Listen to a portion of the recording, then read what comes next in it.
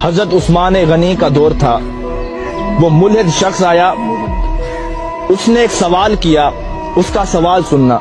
اس نے کہا مسلمانوں یہ بتاؤ، تمہاری ایک قرآن میں آیت ہے، اللہ کہتا ہے میں ہر چیز پر قادر ہوں، کیا یہ آیت موجود ہے؟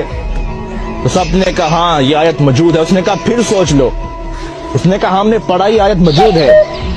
اس نے کہا میرا سوال سنو، یہ بتاؤ اللہ ہر چیز پر قادر ہے؟ مسلمان نے کہا اللہ ہر چیز پر قادر ہے۔ اس نے اب سوال کیا، اس نے کہا یہ بتاؤ اللہ چاہے تو اپنے جیسے خدا بنا سکتا ہے؟ ایسا اس نے سوال کیا کہ تمہارے قرآن میں آیت ہے کہ اللہ ہر چیز پر قادر ہے، اب یہ بتاؤ اللہ اپنے جیسا خدا بنا سکتا ہے؟ اب لوگ اس کا کیا جواب دیتے؟ اگر کہتے ہاں تو توحید خطرے میں تھی، اگر کہتے نہ تو قرآن خطرے میں تھا۔ لوگ بڑے پریشان ہوئے، آخر فیصلہ ہوا اس شخص کو قتل کر دیا جائے۔ وہ شخص مسکرا پڑا، اس نے کہا میں تو قتل ہو جاؤں گا لیکن میرا سوال زندہ رہے گا، اس سوال کو لوگ سنیں گے اور میرا ایک نظریہ، میری ایک جماعت بن جائے گی۔ فیصلہ روک دیا گیا، اسے قتل نہ کرو۔ آپس میں بیٹھے عالم حضرات، لیکن اس کا کوئی جواب نہیں بنا۔ ایک بوڑھا شخص بیٹھا تھا، اس نے کہا تیرا کیا سوال ہے؟ آ تجھے علی کی چوکھٹ پہ لے چلتا ہوں۔ وہ چل پڑا، علی کی دہلیز پر پہنچے، مولا علی باہر گئے ہوئے تھے، باہر لوگوں کا ہجوم تھا، سوال ہی ایسا تھا۔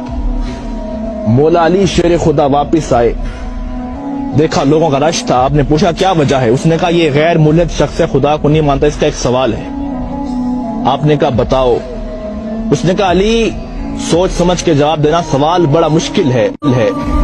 مولا علی نے کہا آج تک کوئی ایسا سوال ہی نہیں بنا جو علی کو مشکل میں ڈال سکے۔